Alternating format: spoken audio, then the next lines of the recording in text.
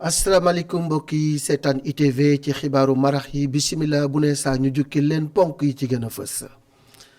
li ci jiitu journaliste bi nga xam ne moo di Cheikh Yérim Seck wala bokk ñu dore ko ak kii di Lamine Diack moom nag procès ba daal dafa mel ni amatu ca yaakaar ndax bi mu jàkkaarloo ak juge yi tey ba mu ca génne dafa mel ni yaakaaram yàqeeku na.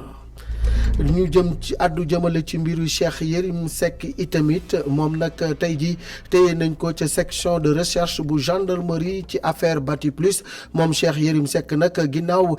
interview bu mu amaloon ak waa 7TV niki ajuma bi ñu génn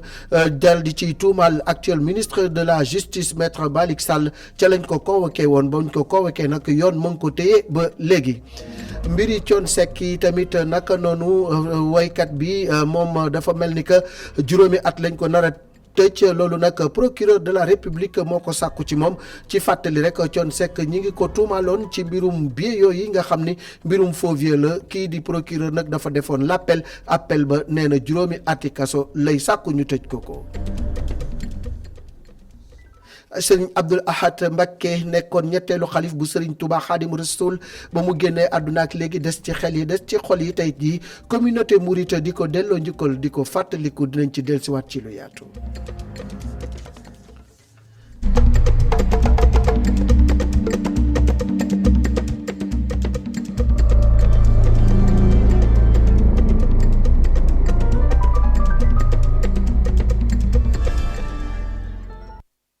dañu koy door ak communiqué bi jóge ci DIRPA di kuréel gi nga xam ne wala bokk bànqaas bi bànqaasoo ci l'armée gi te yor lu jëm ci wàllu communication ñoom nag ñi ngi xamle ni rek am na ay te soldaar yu nga xam ni seen oto dafa dal ci mine ginnaaw bi mu dalee ci mine bi nag ba sote am na ci ñaari soldaar yu ci ñàkk seen bakkan loolu mi ngi amoon fukki fan ak juróom ci weeru juin wi bi 14h17 jotee diggante Diagon ak Mbissine ñaari militaire nag ñàkk nañ ci seen bakkan yeneen ñaari tamit am nañ ci gaañu yu méttee métti ginnaaw bi mbell bi tëbalee lii di seen oto ñi nga xam ni ñoom ñoo ci ñàkk seen bakkan ak ñi ci gaañu nag yóbbu nañ leen ca hôpital bu Ziguinchor seeni njaboot yi tamit yëgal nañ leen lépp li nga xam ni moom moo ci xew te yi tamit dinañ leen taxawu bi war rawatina ci wàllu xel ngir dalal seen xel ci jéye jooji nga xam ne am na ñii di waa DIRPA nag ñi ngi xam le ni opération yi dinañ koy wéyal di ko amal ginnaaw bi nga xamante ni nguur gi sàkku na ko ci ñoom kilifay l'armée gi tamit la nga xam ne moom lañ doon doxal loolu yi dinañ koy continuer di ko doxal ñuy massawu ñi ci ñàkk seen bakkan di massawu tamit ñi nga xam ni am nañ ci ay gaañu ñu daal di àddu jëmale ci mbiri président Lamine Diack moom mi nga xam ne ginnaaw bi mu jàkkaarloo ak juge bi nag tey ji daal am na ci lu ci bari lu nga xamante ni teg nañ ko ci ndoddam moom nag mel na ni yaakaaram dafa xaw a yàqeeku ba tax na li nga xam ni moom moo des ci procès bi amu ca yaakaar ay avocat nag daañu jël kàddu ni ki àllarba ngir daal di koy layal ñu déglu ci Latif Diop. kii di président Lamine Diack moom kat mujj na jàkkaarloog juge 32e cabinet bu Paris ki fi nekkoon président IAAF moom kat jéem na répondre ci laaj yi ñu ko doon laaj mu jëm ci ay rapport am professionnel ci moom ak kii di doomam Papa Massata Diack question yu bëri nag laaj nañ ko rawatina partie civile bi ak procureur yi mais question yu si bëri sax daanaka dafa dem ba xaw koo merloo moom Lamine Diack ba tax na am na benn moment boo xam sax yaramam tàngoon na lool question yu bari nag daanaka Lamine Diack indeegu ci réponse yu xam ne nii dal na xelu tribunal bi yenn question yi ci des xëy na xaw na ko daw ba nga xam ne l'ancien président bu l'IAAF moom kat nangu na ne yu si bëri yuñ koy reproché kat mënu ci indi ay question ay réponses précises rawatina nag xaalis bu bari bi nga xam ne da daan jóge ci doomam suñ gëmee lii tribunal bi wax jëm ci moom nga xam ne toll na ci toll 600 000 euros nga xam ne Massata Diack da ko daan versé ci ñeenti at lii nag tax na ba nga xam ne mbir yi kat boo mooy tuut du demee noonu du neex ci Lamine Diack ndax kat procès bi dis na ci moom lool même fii su fekkente ne kat kii di Valentin Blagnichev nekkoon fi président athlétisme bu Russie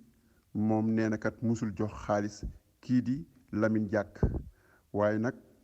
mu gën a métti si moom mooy question yu bëri indiwu ci ay tontu ba tax na tribunal bi kat jot nañ sax saisir lu toll ci 180 000 euros ci ay compte placement am yu demee ne ay retraite am ak ay assurance vie ba léegi tribunal bi moom nee na ko mercredi nag la ñuy def plaidoyer yi jox ay avocat am ñu jéem koo layool moom ak yeneen partie civile yi ñu xam fu wànneen ti mujj ak i gëtam. journaliste bi di Cheikh Yérim Seck téye nañ ko ca brigade de recherche bu gendarmerie ginnaaw bi nga xamante ni jàkkaarloo na ak l'enquête kat bi ci mbirum Batiplus nag loolee la ñu ko téyee ginnaaw émission bu nga xam ne amaloon na ko fële ca télévision bale di 7TV niki àjjuma bi ñu génn Cheikh Yérim Seck nag daf ci tuumaal ki nga xam ne moom moo di maître Malick Sall nekk garde des Sceaux ministre de la justice nekk yi tamit avocat de profession moom nag ci mbirum lu nga xam ne daal la wala njuuj njaaj bu jëm ci wàllu évasion fiscale daal di ñeel famille Fares moom nag avocat maître Mamadou Gueye Mbow nee na daal mbir mi bett na ko ndaxte xalaatul woon ni ay garde à vue dina am ci lu ni mel waaye nag lu ci mun ci am indi na ay leeral ci micro Migui Maram Ndiaye wala boog téléphone am.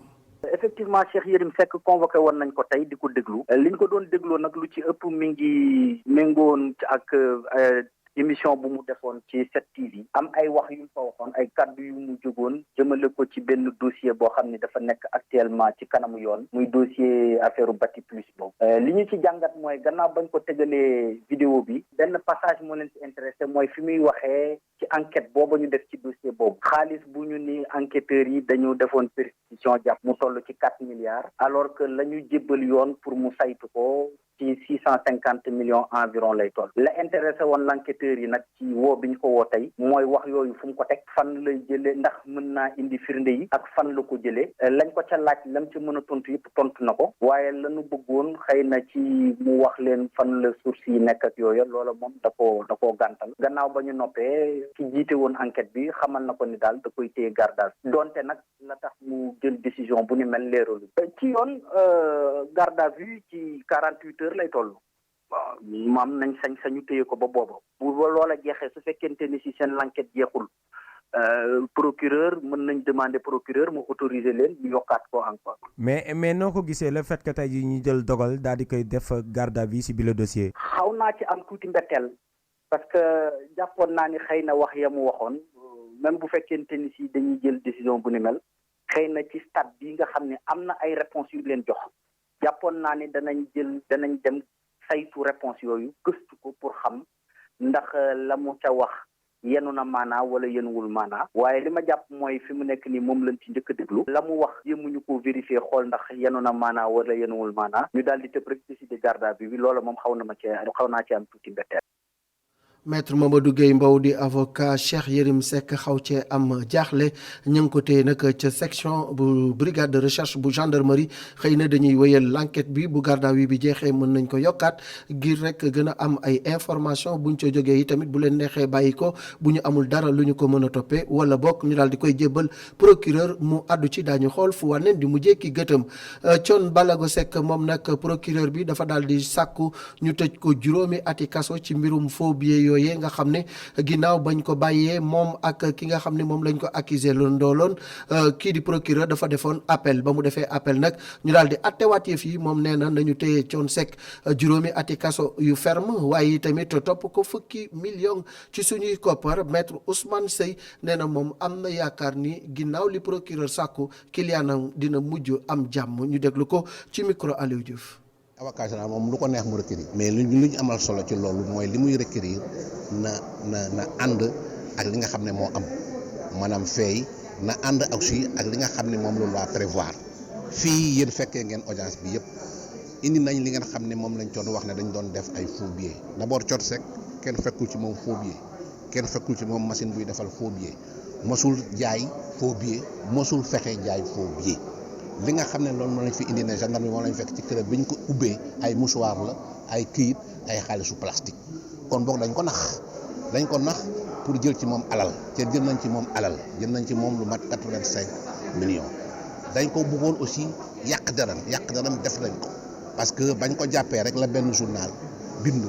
li nga xam ne moom lañ def enquête bi yëpp ci gendarmerie journal bi dafa wax ne faa nga wane ko ca xam nga ne enquête dafa am secret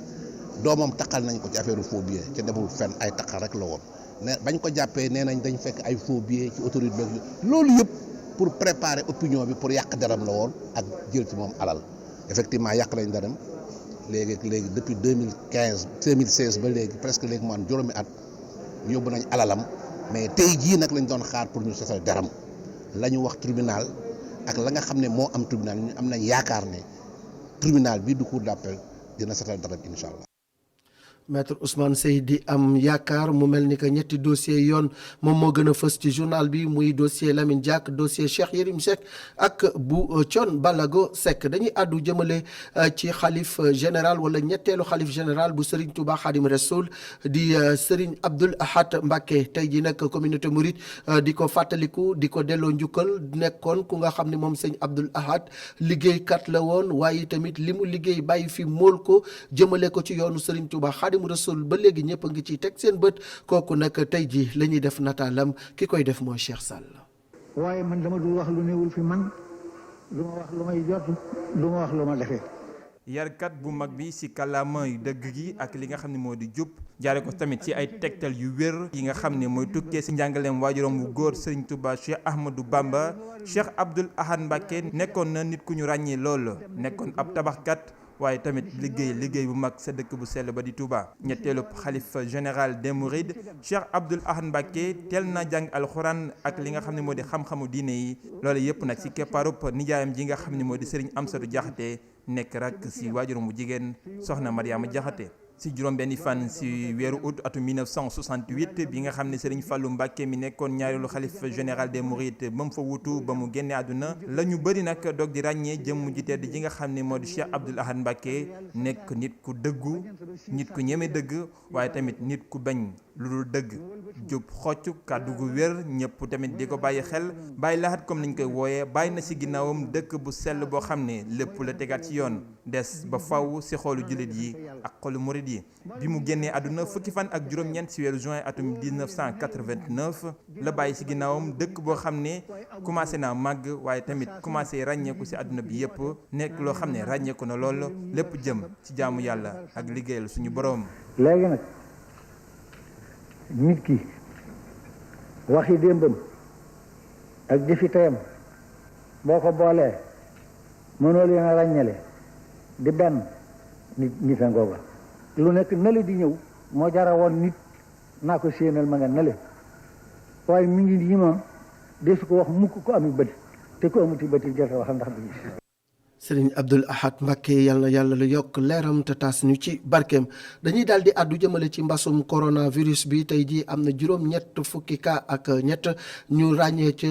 fukk ak juróom-ñeenti cas communautaire ni ki démb nag xam ngeen ni ñeenti nit génn nañu àdduna ci mbasum coronavirus bi daal di yokk lim bi ba juróom-benn fukk ak ñeenti nit ñu ñàkk seen bakkan ci coronavirus docteur Aloyse Waly Diouf. ci junni ak ñaar téeméer ak juróom fukk ak ñeenti test yi ñu def juróom ñett fukk ak ñett ñoo ci positif maanaam juróom benn fukk ak ñeent ay cas contact lañ fukk ak juróom ñeent jóge ci transmission communautaire ñu gis ci ñaar ci Parcelles Assainies ñaar ci Grand Yoff benn ci Diamniadio ñett ci Fass Mbao ñaar ci Guédiawaye benn ci Diamaguène Mbao benn ci Kër Mbay Fall ñaar ci Yëmbal benn ci Richard Toll ak ñeent ci Touba juróom ñett fukk ci malade yi ñu hospitalisé woon wër nañu bésu tey ñaar fukk ak ñaar ci suñu malade yi ñu ngi ci suñu service réanimation yi ñeneen ñi des hôpital ñu ngi am tan ñeenti malade ñàkk nañ seen bakkan ci dimanche 14 juin 2020 mbasum coronavirus ak i jafe-jafeem daal di laal doomi Sénégal yi nga xam ni dañoo tàgga témbe ci dëkk bi te war a ñibbi ba tax na ñoom nag def nañu tey ji lu ñuy dax toogaanub ñaxtu ca bërëb bële di locaux Air Sénégal International ngir nag wax ni le directeur bi wax jëmale ko ci prix billet retour yi ñoom dañu koy dàq ndax loolee dëppoowul ak li am ndaxte ñoom jàpp nañu lu mat lu ëpp million moom la ñuy joxe ngir mën a ñibbiwaat fa nga xam ni fa la ñu nekk di fa daan seen doole. Adama Sarr Bachir Sow. yuuxu wàllu yi nag di wone jafe-jafe yi nga xamee ne doomu Sénégal ya nekk ca bitim réew ñu ngi koy jànkonteeg jamono ji.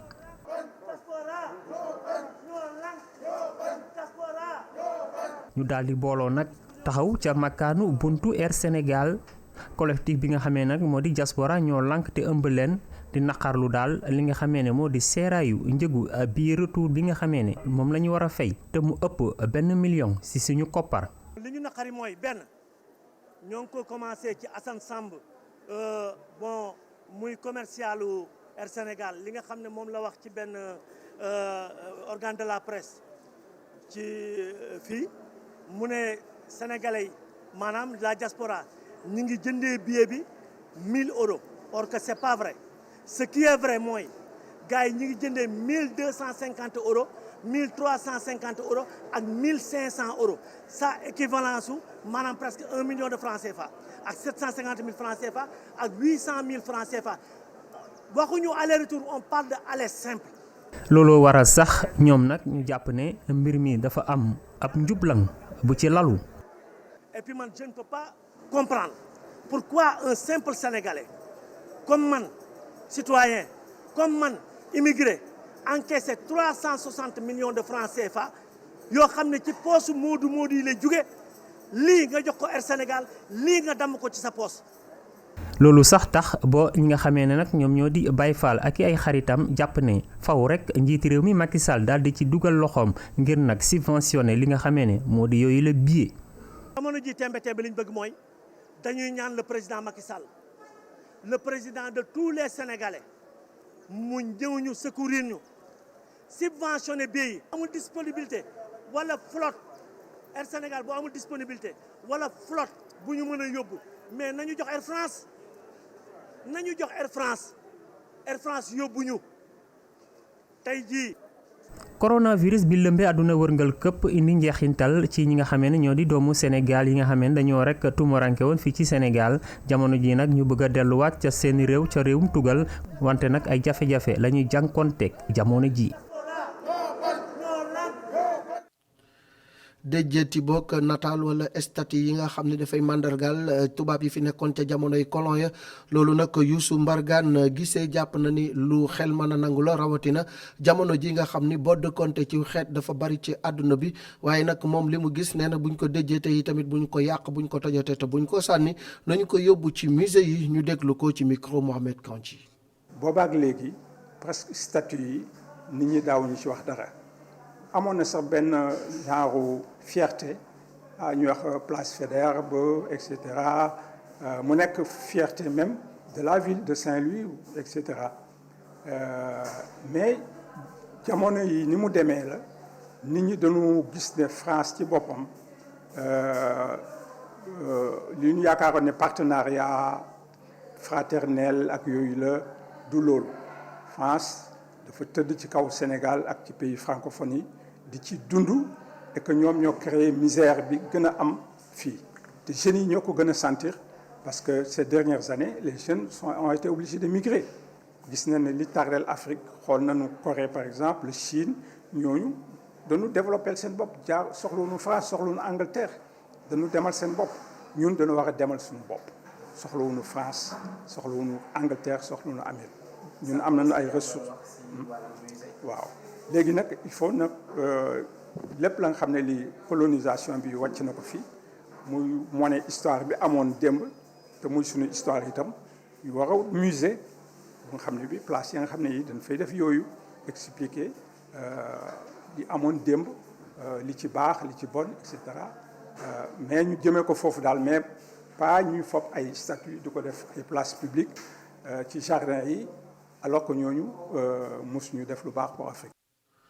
coowal Cité Tobago daal di jógaat collectif ba nag amaloon nañu ab jàkkaarloo ak taskatu xibaar yi ñoom nag li ñu xamle moo di ni rek dañuy daal di attirer attention ñii di waa nguur gi ci seen dossier ndaxte 2015 ba léegi ñu ngi ciy topp te gisuñu ci benn saafara nee nañu nag bañuñu ci ba ci def sitting wala marche wala bokk sax grève de la faim Mbaye Thioy moo yor seen kàddu ci micro Nancy Diouf. di wax rek ni waa Tobago depuis juróomi at yu yàgg. ci xaar ak métit ak yaakaar boo xamante ni nombre bi nga xamante ñoom lañ tëjoon seen kër ñu toll ci 300 ak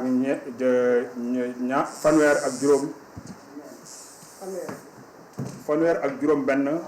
alors ñu ngi ko doon dund depuis booba léegi bi ñu leen di génne ñu xëy rek benn suba ñu gis fii yëpp fees dell ak ay gendarme ak seeni chars de combat fees dell ak ay bulldozer ñuy commencé di toj suñuy kër joxuñu ñu sommation joxuñu ñu préavis may leen militaires yi ñenn ñi dëkkoon seen i kër sax ñu leen génne alors pendant 8 jours di toj kër yi loolu mu nekk fàttali boo xamante ni buñ koy fàttali ñun ñëpp def ñuy metti day metti Sénégalais yëpp. am na ci exactement ñoo xam ne ñu ngi ci biir hôpital ndax jàqale ak jaxasoo wax naa ni famille Sénégal du ki jënd kër gi rek waaye ki jënd kër gi. jabaram ca la bokk doom ja ca la bokk yaay ja ca la bokk dégg nga ak famille bi ko wër yëpp même sentiment bi muy am ci kër googu mu jënd su ko ñàkkee wala mu am ci dara lu ko metti ñooñu même sentiment boobu lañ ci am donc moo tax bii li nga xamante ne ni dégg nañ ko ci journée ci jamono yi mu def choc bu méttee métti ci njaboot bi ba moo tax ñu génn aussi di leen defal jàpp nañ ni président yéen ma ne bi nga xamante ni évoqué woon na ko ca ba mu ñuy recevoir nekk ko ñun ci dossier bi du ci deltu ginnaaw mukk ndax ay wax yàqkat ak wax ñoo xamante ni leen intéressé mooy lépp lu ñu bokkul wala lu ñu mënul am fexe ba yàq ko loolu nag moom ñu koy ñaan mu bañ a tàbbi ci jeu boobu xam ni ay njabootam lañu te sonn nañu depuis jamono bu nekk ñi ngi taxawàllu di wëndeelu ñii sonn nañ ci location bi ak feebar bi nga xamante ni am na fi yu bëri. xibaar yi marax yi buur na li ci gënoon a fës aju ci wàllu yoon suñu mbokk wala bokk suñu naatango journaliste Cheikh Yérim Seck waa section de recherche teg ko loxo téye ko ci l'enquête bu nga xam ni dafa jëm ci kàddu yi mu fesaloon ca 7TV jëm ci wàllu Bati Plus di ci indi tuuma ci maître Malick Sall garde des Sceaux ministre de la justice avocat nag ni loolee jaaxal na ko mbirum Thione Ballago Seck yi tamit dellusiwaat procureur de la république sàkku ñu denc ko juróomi ati kaso daal di koy alamaan fukki million avocat mi tamit nee na ba léegi mi ngi am yaakaar njaw desi mu xambin ci mbirum ki nga xam ne moo di président Lamine Diack ba mu jàkkaarloo ak ñii di enquête kat yi ak procureur ba daal la ñu teg ci ndoddam indiwu ci tontu yu leer ba tax na amatul yaakaar ci procès bi donte ay avocat am dinañ ko layal niki àllarba Cheikh Abdoul Ahad Mbacké ba mu génnee àdduna ak léegi des ci xel yi des ci xol yi moom mi nga xam ne liggéey bu rëy def na ko ci yoonu Serigne Touba Khadim Rasoul askan bi ak yoonu murit di ko fàttaliku ba tey defal nañ leen nataalam di leen jaajëfal ci topp gi ngeen di topp programme ITV di leen jox dig daje suba ci waxtu wi ci yeneen xibaaru marax incha allah.